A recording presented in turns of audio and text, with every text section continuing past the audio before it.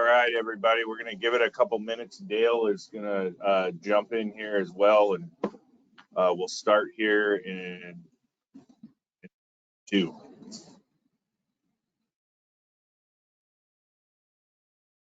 I think I'm in. You're in. I can hear you and I can see you. Sorry. We're going to give it about, I don't know, another 60 seconds.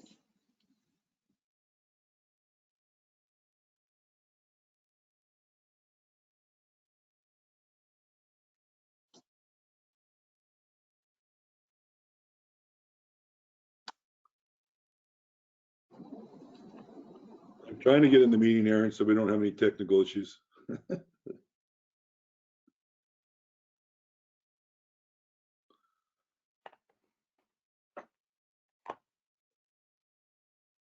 Phone off. All right, so it's 12:01, so we'll start, and then if people join us late, then I can cover a couple housekeeping items if we need to, again, a little bit later. But so today, if you have not been to one of our office hours events, there's no real set schedule, okay? So basically what that means is everything's on the table. If there's a concern, we ask you to put it in the question box, okay? Those questions that you ask, I'm the only one that can see them, all right? And so we can address those questions in the questions box. So you should see that as one of the options. If you put it in the chat, everyone can see the chat. If you put it in the questions box, again, it only goes to me. So again, today is all about, yes. Aaron, I can't see the questions box, just so you know. Yeah, okay, I'll monitor it. So today we kind of just wanted to do a little bit of an icebreaker, I guess. And the icebreaker question is on a scale of 1 to 10, 10 being extremely concerned and 1 being not concerned at all, how concerned are you with the markets?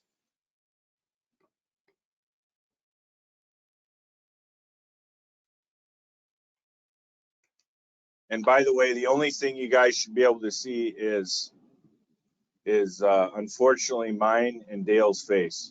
So we're not going to be sharing anything today.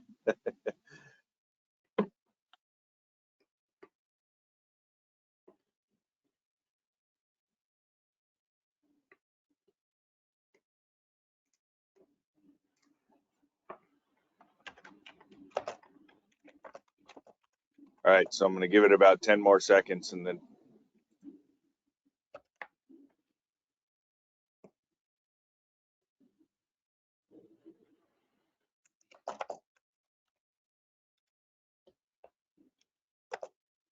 Okay, so we have some answers that are kind of all over the board, okay? So some are concerned, some are in the middle, and some aren't concerned at all. So other than the market being down, would anyone be willing to share what some of those concerns are?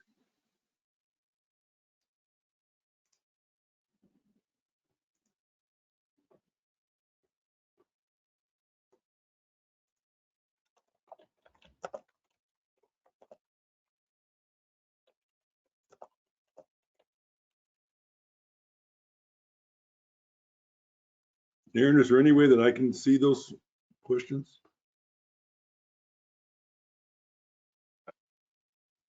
Not without me knowing what you see. So there's a questions box on mine that you hit the arrow and it expands it down. Is it by the chat window? Mine is above the chat. Okay, so I just have attendees and then chat. Okay. Okay. Okay, so I guess I'll just have to sit here and look pretty. Got to try harder. So some of the concerns, and let's address these, are I'll go through them, Dale, and then let's kind of expand on a couple of them. So not being able to afford retirement, okay? That comes from somebody close to retirement, so completely understand that concern. Another one too close to retirement to recover losses. Loss of value and loss of retirement funds, so loss of the ability to use their income or their assets for income purposes. Okay. So let's start with the one of the concerns that was expressed twice of either not being able to afford retirement or not recovering from those losses. So you want to start off, Dale, and then I'll add in. Yeah. You know, I've lived through enough of these kind of environments that I get what you're saying. I understand this is a highly emotional time, and it's a very stressful time, especially because we really don't have a lot of control over what markets do. And I think you guys know that. So the question then becomes, how do we respond to it? And there's some things that we know, and we know that if we overreact to markets, then it's problematic. So then what's the plan? Part of what the plan is, and those of you who have worked with us for a long time know this, is that we have money set aside in low volatility environments so that we can draw on that when there's a high volatility time, to allow the markets to do their thing and recover. We know over time, and again, this is my 40th year almost doing this, that the market doesn't go up in a straight line, it goes up in a sawtooth kind of effect. And every time that sawtooth goes the wrong direction, it's always disconcerting. And depending on how deep that is. If we remember back just even 2 years ago to the end of January, February, March period of time in 2020 when the pandemic started, not only did the markets tank in the beginning of the year, but we didn't know what was going to happen with the economy, the pandemic. We have a lot of questions that we had no answers for. And yet it worked its way out. Yeah, we have another period right now because of inflation and you know, geopolitical events and all kinds of other things as well. But what we know is that it tends to work itself out. So then what's the plan? And the plan that we've deployed for a long time is to set aside that low volatility money that we can draw on and allow the markets to do their job. So a big part of what the plan's about is having a realistic look at things. And again, those of you who have worked with us for a long time, you know that we will really try to put in a lot of conservative factors into the planning tools to say, if the markets are supposed to get 10%, for example, what if they only get 6? Is your plan secure at that point? What if inflation's higher than normal? And certainly inflation's higher than normal right now. But when we look at it on the plan standpoint, the inflation question is dealt with for the rest of your life. And so do we think that this is a rest of your life event? The answer is no. At least in the last, I don't know, 150 years, it never has been. So it's, even the 70s didn't last forever, although some of us like those hairstyles. I'm just saying. So, so that's a big part of it is how do we, you know, I've called them shock absorbers. Aaron's not so fond of that, but I call them shock absorbers because we all know what shock absorbers do for the handling of your car. It doesn't eliminate the bumps. It just allows the bumps to be manageable. And that's what we've tried to do with portfolios and with financial plans to start with, is to build in shock absorbers to allow those shocks that are inevitable. We're going to have them. We're going to have them in the next 10 years. We're going to have them in the next 20 years. We're having them right now. But those shocks that are inevitable are at least manageable. Then the question is, how do we reframe what we see and try to manage then our own responses to and feelings about what's going on. So a couple things I would add too is one of the things that we talk about, that Dale and I talk about a lot with clients, especially during times like this, is if there's those big projects that, you know, somebody has during these times, right? Like, let's say you're not in the middle of a remodel, but you're thinking about doing it. And the remodel that you need to do is more of, you know, you're just updating your house so that it's more livable for you, and there's no some water pipe or something that broke that you have to do, right? It is maybe delaying some of those projects a year or two to let this you know, your investments grow back, because again, there's nothing that we can say that will make this any more fun to live through, right? But what we can do is look what it's done in the past, and like Dale said, these tend to recover. So being able to delay those, you know, sometimes in some people's scenarios, maybe that's even, unfortunately, delaying a year or two of retirement, right? Unfortunately, having to work a year or two. But we will run that through the plan, because again, the plan, like Dale said, is when we build that, we're not building it to have to hit on all cylinders or have to have positive years every single year, because that wouldn't be prudent of us to do that. So, and be glad we're not in crypto. Sorry. Yeah. So, two of the other questions were loss of value, loss of retirement funds. So I would. By the way, just one last comment.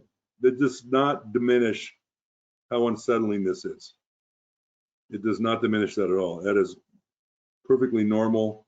And trust me, we watch it for our clients all the time. So we are in the news and watching what's going on more than we recommend you do it. That's why you pay us. So yeah. And so it's a normal thing to be unsettled when you're always unsettled when something is happening that affects you and you have no control over it. And so that's I'm no psychologist, but especially when it deals with your money and theoretically there's no end in sight, right? We all don't know when it will end. Money or your kids. Think about how emotional your kids can be. So issues about them. Yeah, so let's one of the other ones too about it was kind of a follow-up one of too close to retirement to recover losses.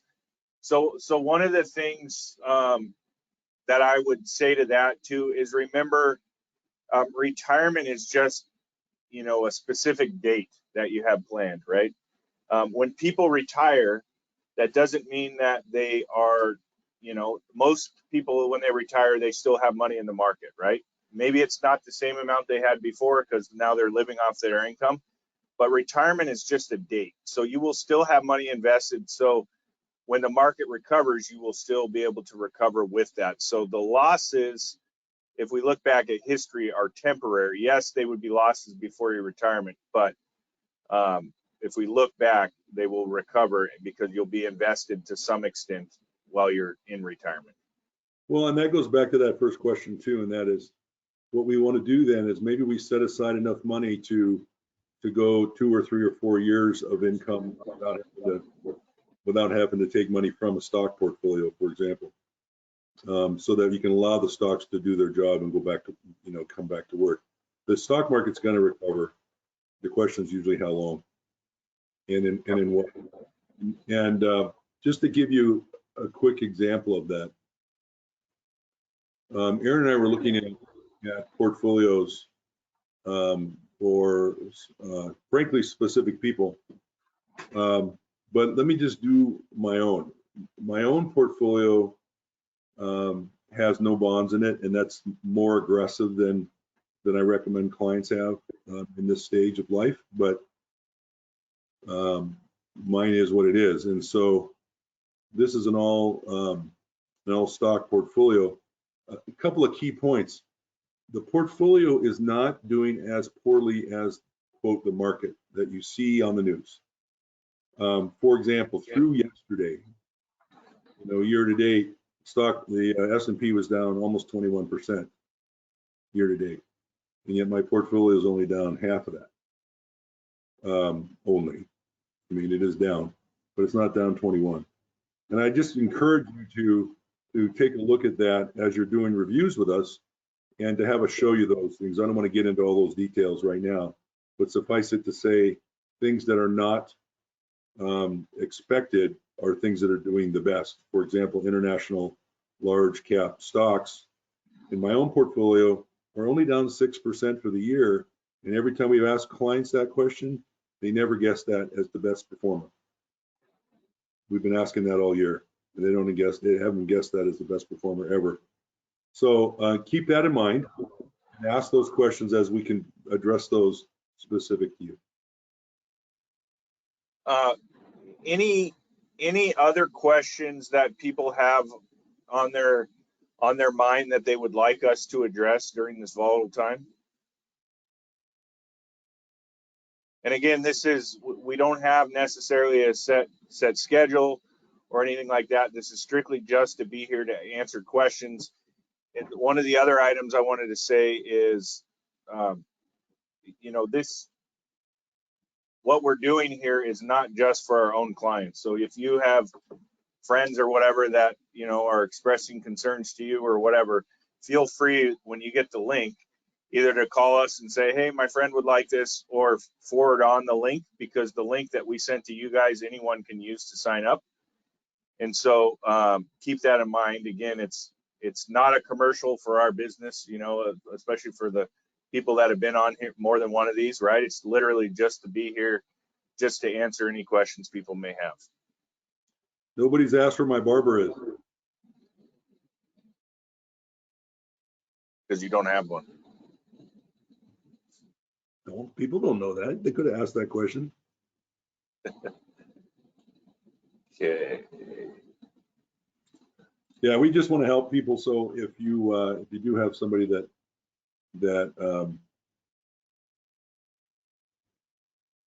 if you do have friends that would like to jump on the call, just let them do it. And remind them that they're all confidential as well.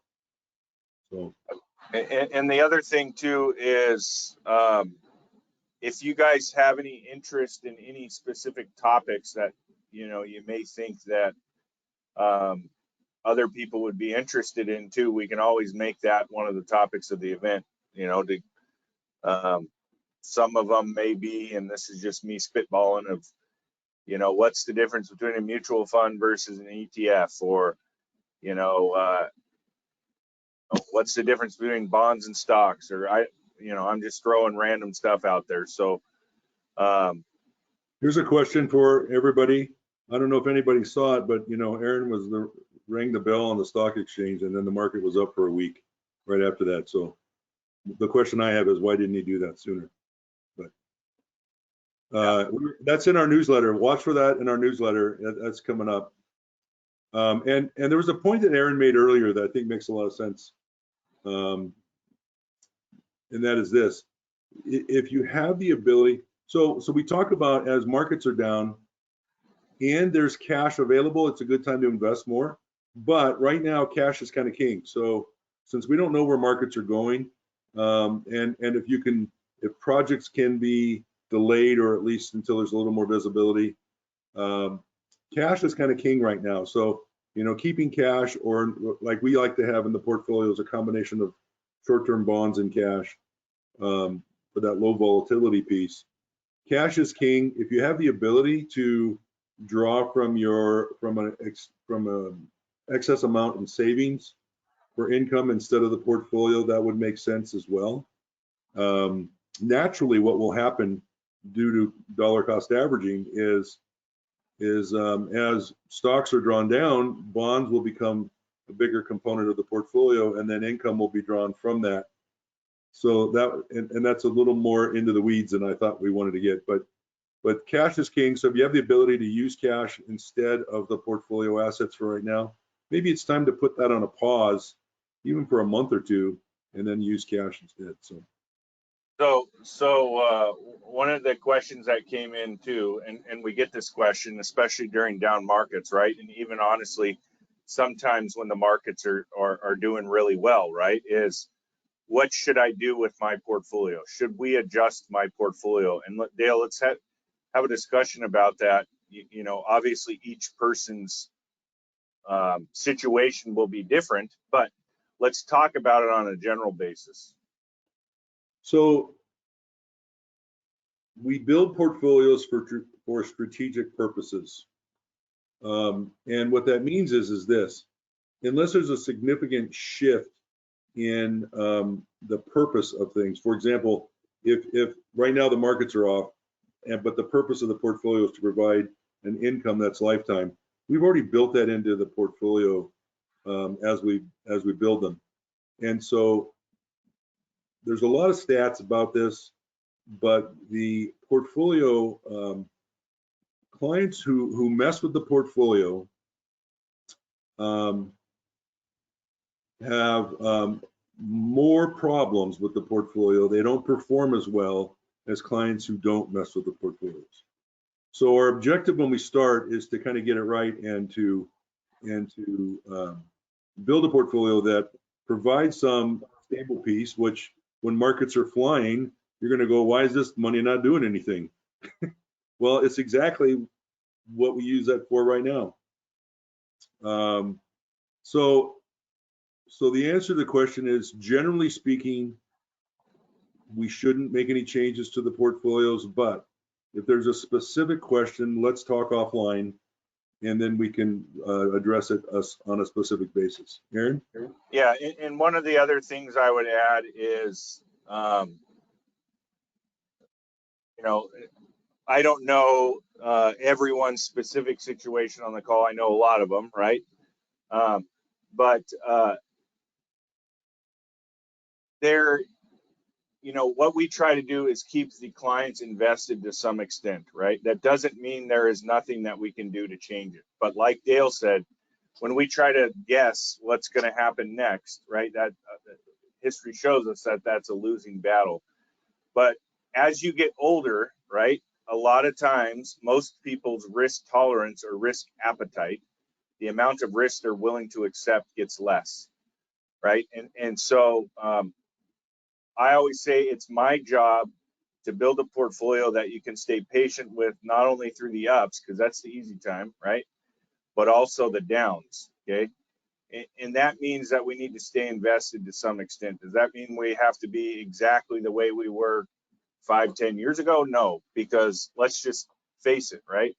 At my stage in life, you know, I may be earlier on in the stage of my life and be able to take more risk than somebody that's either approaching retirement or in retirement, right?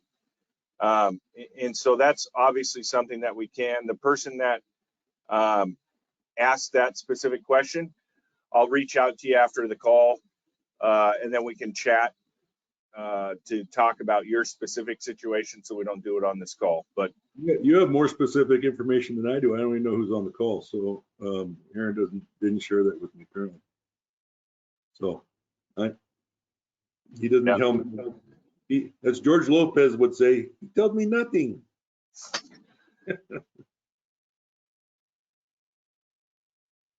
Any other concerns or questions?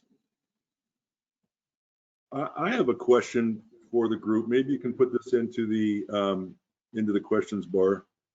How are you addressing whatever stress you do have about this right now? I'm curious.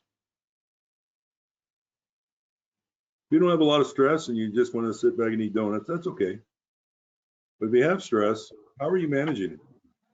I want to know who has donuts, because I'm going to come over. They're right up the street from the office, dude. I know you go there every Friday. Tried to get Desi to buy me teriyaki today, but she won't take it over to Chelan for me.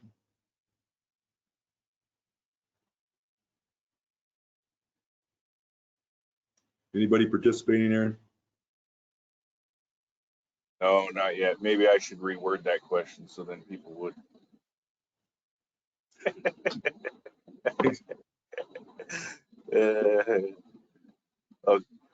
Okay. Somebody said they're fishing. Staying active. So another one day at a time, enjoying the day. Good answers. For me, fishing is funny. I like fishing for about half an hour. If there's bites, I like it. If there's no bites, I'm not very patient. So I end up liking a boat ride after that. So it's kind of brutal if you go deep sea fishing and you got to get 3 hours to get out to where you're going. So Yeah. Some other ones were not thinking about it. So focusing their energy on, I would read into that and say focusing their energy on things they can control.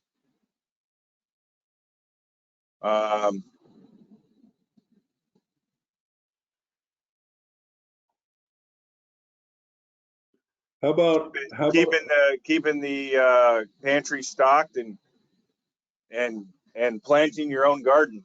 I enjoy that. That's what keeps me gardening is my stress reliever personally.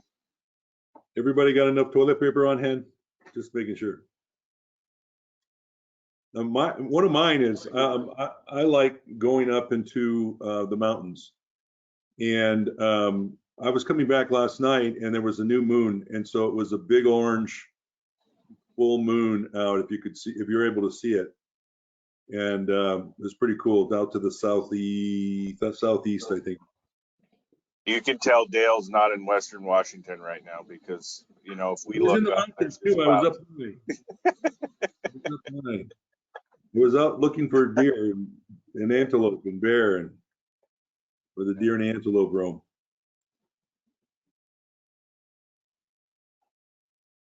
I do that when I'm in Arizona too, in the desert. Different kind of deal. Okay, how about this? How about this question? We should figure out how to do polls, Aaron. That would make this easier. How about this question? On a scale of 1 to 10, where 1 is not at all and 10 is all the time, how much do you watch the news? Or how much is the news on, at least in the background? What? I have a question while people are thinking about that. What happened to Dale's hair? That's a great question. This is a fashion choice. Okay, so this part in the front wasn't a fashion choice. That happened. This part around was a fashion choice. This is my, for those of you who haven't seen me in the last couple of years, I think, I don't know who's on the call. So this is my COVID cut.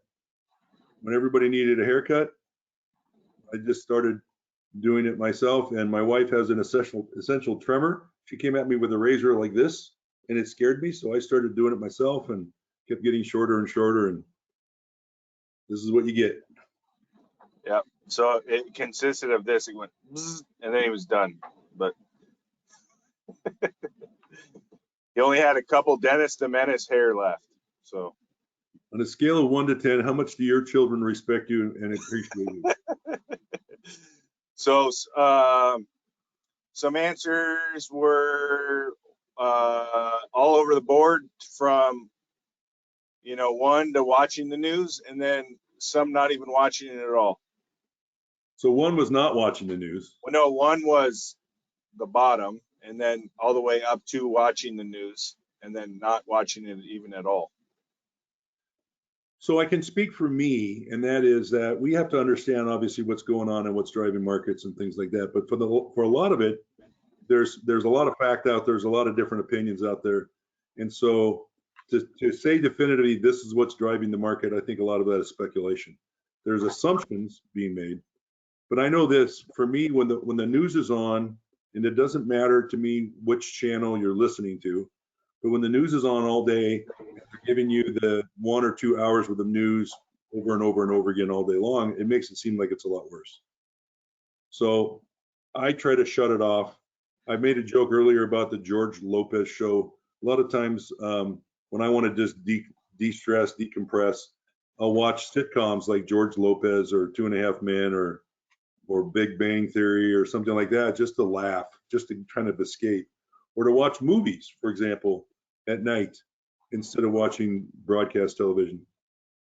So when I want to be entertained, it's escapism for me. That's what I do it for. Aaron watches shows for his 2-year-old, 3-year-old kids. Yeah. Aaron knows how to do the alphabet and counting now, though. So I just want you to know that. So I noticed a couple of you have your hands raised. If they're, if you guys see the questions box, feel free to ask your question there. Again, it's, you know, I'm the only one that can see it. And then go from there.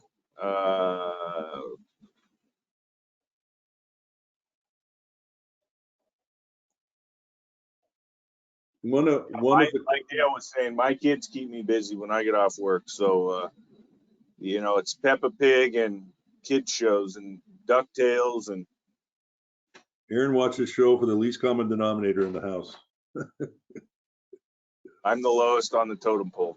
I'm kind of, well, no, so Oakley is. Whatever show that your 3-year-old likes, that's what you end up having on typically. I'm a little sad that I don't see you watching, you know, when you first had Graham, you would, you know, be watching sports with him with his ball cap on and stuff. Those days seem like a long time ago. But and one of the questions I do want to make sure we get in here, and that is, how valuable do we think this is, with 1 not being valuable and 10 being really valuable? I would like to know what you think, the people that are on the call, what do you think about this from a standpoint of value and access? And, you know, a big part of what Aaron and I try to do is to provide access in a way that makes sense. And as you know, we do a lot of outbound calling of people. We have our regular meetings with people, but off you know, schedule type access, because we care about our clients, we care about the relationship, we care about the outcomes, we care about how you're managing through this, and whether or not it's a challenge for you. I mean, a lot of our clients, we're surprised all the time when we ask people if they feel there's a challenge, and they tell us, no, really, not really, because, you know, we understand this is going to happen. So we don't want to read too much into your stress level either. So So one of the items is, probably should have said this at the beginning. My screen looks a little different, but there is an orange arrow on your screen that kind of expands the options. Do you see that, Dale? Yes, and so that's where the questions box should come up. Orange arrow got rid of everything. You want us to show control panel?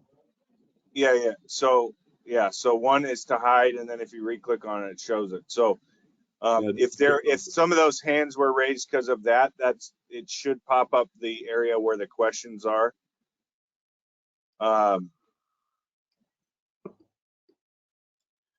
Yeah, I don't have the questions, or the attendees I don't have the questions box showing up either. Yeah. Does everybody we got a lot of responses that this is very helpful. So this is something that our goal is to continually do this, especially during these volatile times, right? And again, I just want to reiterate, I'm the only one that can see the questions. And if it's a question that we can't answer on live, you know, I almost said live TV, on this live call or live virtual meeting, then I'll reach out to you individually after this. But one of the questions that just came up is, when is a good time to put money, in this scenario, it says into a college fund account, but let's kind of expand that out to, you know, when is a good time to put money in the market? And I'll start, and then Dale, you can go from that, right? Right now, if there's money that's sitting on the sidelines, that's not money that's needed in the short term. And when we normally talk about short term, it's within the next year, okay? Then now could possibly be a good time to invest. Now, me personally, I'm adding money in even though the market's going down. Dale, you know, he can speak for himself, but I know he's putting money in as well. And that's because we know that the markets will recover. Now, can we tell you when they will? No. But one of my favorite quotes that I heard that I was reminded of during this time was actually a quote from Warren Buffett. And it was basically talking about what happens during volatile markets. And Warren Buffett says that during volatile times in the market, that's where wealth transfers from the inpatient to the patient, right? And it's really easy for somebody like Warren Buffett to say that, right? Because he's got so much money. It doesn't matter what happens in the market, he'll be okay. But that is truly what we see is when the people, like Dale said earlier, the people that are, you know, are trying to react to everything in the news, right? And I'm not suggesting anyone on the call is doing this, but the people, you probably have friends that do this, right? Some of them probably haven't even recovered from 08, and some of them probably haven't even been in the market from 08.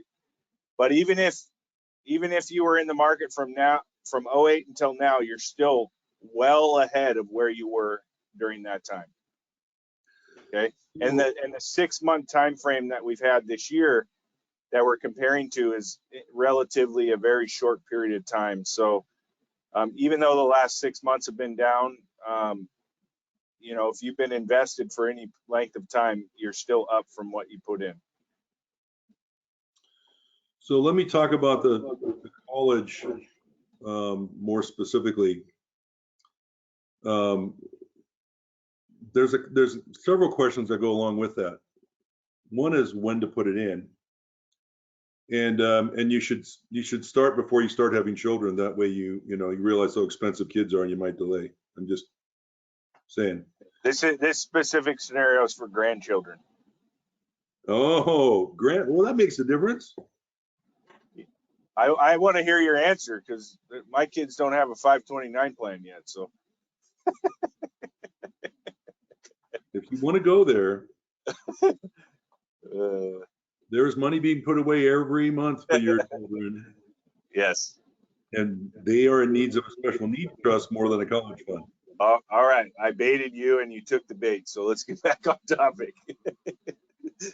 Okay. So with regards to kids, there's several questions that go along with that. One is what type of fund to put it into. So there are state-run funds.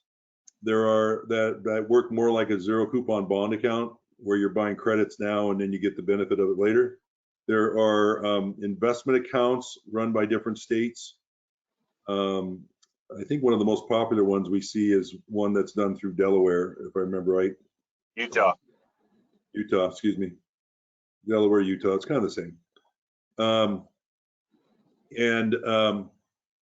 So that's a question of what type of fund. And then there's also, maybe you don't put it into a fund, maybe you just set it aside and you pay for it as you go, and it doesn't count towards gifting issues if it's going directly to the college. So then, and then when to put it away? I mean, I started putting money away for my grandkids as soon as they were born. And started off smaller, kept building on it, have built on it a couple of times.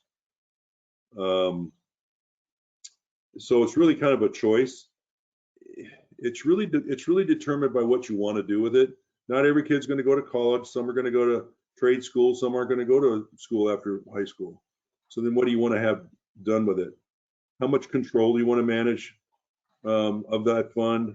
Do you want the control to, in a situation with grandparents, do you want the seed to the parents? So there's a lot of questions like that. But generally speaking, the sooner you start, the better. Yeah, because remember, you know, when you're thinking about your own money that you're setting aside for retirement, there's a lot longer time horizon on that money. If you're doing a 529 plan, theoretically, you know, most scenarios, that's if you start at day one, right, you're looking at 18 years. You know, if they decide to go. But for the specific or for that specific question, I'll reach out and then get some more details, and then we can discuss the 529 plan more specific to your guys' situation. It could be a situation if it's talking about grandkids, if the depending on the age of the person that's got the grandkids, you know, maybe they want to make the grandkids beneficiaries of some of the other types of assets. Maybe there's Roth IRAs or that kind of thing too. So since Aaron knows who you are, he's going to come after you. Hold the keys. He's going to call the IRS and show up at your door.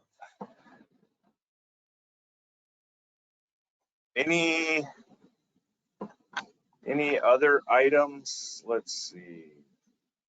Which one do you think that on one or two that Aaron's funnier looking or I am? Okay, Yeah. I'm the only one that can see the answers. So if everyone says I'm better, you're better to look at than me, I'm going to say they all said me. So We expect you to act with integrity, Aaron. yeah. So another follow up on the 529. We have the Utah plan. Wondering if it's a good well market is low. So again, the question is the market going to be higher when they need the money versus what it is now? And I know that the grandkids are younger. And so if I had to put a wild guess out there, I would say now's a great time to invest because the market's going to be up at the time that they need it. And so what happens when you put money in when the market's off like this is you're able to buy more of the cheaper shares, okay? Then when the market recovers, you tend to recover quicker because you have more shares of that individual company or mutual fund or ETF or whatever it is, right? And if a lump sum's not available to be put aside, then a monthly contribution is also a good idea, and that uses a concept called dollar cost averaging. So the concept Aaron just described of where when the markets are off, you get cheaper shares, and that brings your average share price down. It's the same technique being used by 401k plans and so forth as well. So yeah, I mean, it really depends. Like when I'm putting money aside right now, I'm not doing it because I think the markets are going to be up a month or 2 months or 3 months from now. Certainly, I hope they are, but I'm looking at it saying, what do I think is going to happen in 1, 2, 5 years? And I think they're going to be, higher, much higher than they are today. So that's, it's an interesting fact that when investments are off, it's the only thing we don't like buying at a discount. So if you think about, anything else, if you want to buy a car, heaven forbid you can get a car today, but if you wanted to buy a car and you were able to get it at invoice pricing instead of MSRP or worse yet, a second sticker price, you tend to want to, if you want to buy the car, you're going to tend to want to buy it at the sticker price or at invoice cost. I mean, and you don't consider that the car is junk because it's at a lower price. You feel like it's an opportunity. Same thing is true with clothes or electronics or TVs. That's why we have sales all the time. People put it on sales like all of a sudden that TV didn't turn into junk just on sale. But investment accounts are unusual because people feel like it might be just junk putting money into there, and it's so it's a different way to look at it, but it's one of those weird facts that happens. There, I wanted to give a quick announcement too, and that we are sending out an invitation. For those of you who don't know, I was last December certified as a certified professional retirement coach in an effort to enhance what we do at TFS for our clients, and that is this. The retirement coach process is designed to help people with the non-financial transition aspects of moving into retirement, and so I'm bringing that to the table as well in a little bit different role. But there's a Facebook Live group. One of the groups we're affiliated with is a group called Purse Strings, and it's designed to they cater to helping women move into the future financially fearless. And so they've asked me to do a Facebook Live event with them coming up later this month that we're sending out the invitation, I think today or tomorrow. So watch for that. And if you don't get one and you want one, it'll be the first Facebook Live event I've ever done, so I don't know really what to expect. But we'll be talking about, the non-financial aspects of retirement planning and what's a retirement coach. So Dale, I'm not very smart with Facebook because not on it very much, but I think in order to see that thing, since it's involved inside a special group, they have to be part of that group. not on this one, I don't believe. I don't Okay. think it's on this one, because we're sending out the invite. Our team is helping set that up as we Okay. speak. Okay. Yep. And again, just one other housekeeping thing. If you are unable to be on these meetings, but, you know, want to hear what we talk about, you know, you can always sign up and then you get the email of the replay after it's done. And I sit on a lot of web meetings. And so this is a little trick that I learned during COVID is you can actually change the playback speed, you know, if it doesn't annoy you that somebody's talking faster. And so I will do that sometimes when I only have 30 minutes to watch an hour call, right? I can adjust the speed so that I can get through it quicker. Yeah, well, sound like chipmunks, but since you already know I'm Dale, that will be Chip. Chip and Dale. All right. Not from the dancers, Aaron, from the chipmunks. On that note, before you get into dad jokes, we should probably get off this call. Did you know that I was thinking about getting a brain transplant? You used this last time. I did? Yes. All right, Yes. stand by. So, all right. Well, Don't get off yet. Don't get off yet. My mom's got one. My mom sends me them all the time, and she's not even a dad.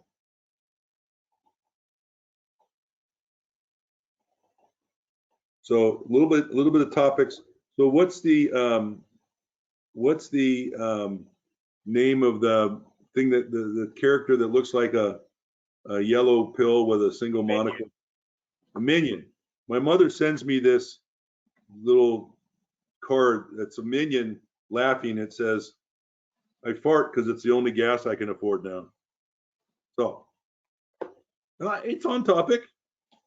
remember, I'm the organizer. I have the skills to mute you. I'm gonna have So, to skip you when I get nearby. yeah. So thank you everyone for joining again. If you have friends or anything that have these, you know, concerns and you feel that this would be valuable for them, this is not only for our clients. Feel free to share the links. Right now, we're probably going to be doing these at least once a month. And again, you know, it's whatever comes up. This is kind of like we have done this in the past, and it was Coffee with Dale. This is kind of just a virtual setting, so you don't have to physically go somewhere. So we'll continue these. I got one more though from my mom. From my mom. It says, "I accidentally rubbed ketchup in my eyes. Now I have hindsight." It's from my mom. See, look. With all those jokes, you think I would be the one with no hair? We gotta have a little smile on our face. I mean, we can't control a lot of stuff, but we can control our smile. Yes. So, well, thank you, everyone. Thank you, everyone. Really appreciate it. And we'll talk to a few of you after this call, and then please don't hesitate to reach out. As always, you know, we're here for you guys. We will continue to do, you know, offer the quarterly reviews. Don't feel like you need to wait until we're reaching out for the quarterly review. If something's more pressing, please do reach out. So yeah, and tell your friends about this. If you find it's valuable, maybe we can help them. If you know, we found a statistic. Aaron and I run another webinar this morning that said something to the effect of 40% of people have people financial advisors, and half of those people don't listen to their financial advisor. So that means there's 20% of people that listen to them. And the question was, how many people do they? How's the question, Aaron? There's people out there that feel like they have no one to talk to, even those that have a financial advisor. And we don't want to be that person. We want to be somebody that you can talk to at any time. And we'll listen. We'll try to understand where you are in your journey and where you're coming from. And then we'll try to give you some insight and solutions, hopefully, that will help make it better. Yep. So thank you, everybody. Thanks for taking the time to join, and we'll talk to you later. Adios.